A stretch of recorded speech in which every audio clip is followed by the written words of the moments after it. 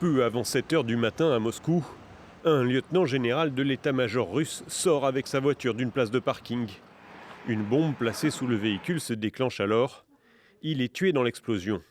Les habitants de ce quartier résidentiel ont été choqués par la déflagration.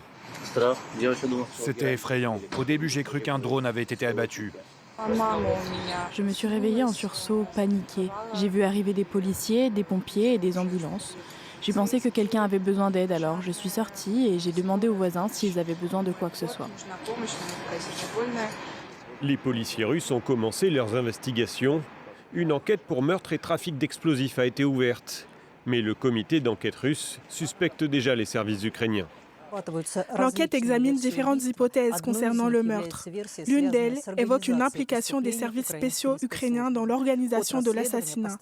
L'homme visé était le lieutenant-général Fanil Savarov, responsable du département formation opérationnelle au sein de l'armée russe.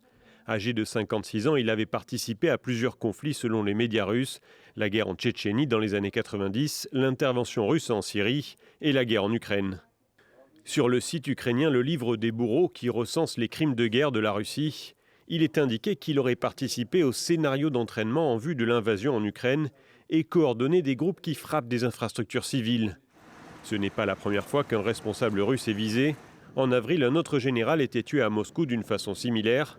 En décembre 2024, c'est le commandant Igor Kirillov qui était tué dans l'explosion d'une trottinette électrique. Cette fois-ci, les services de renseignement ukrainiens avaient revendiqué l'attaque.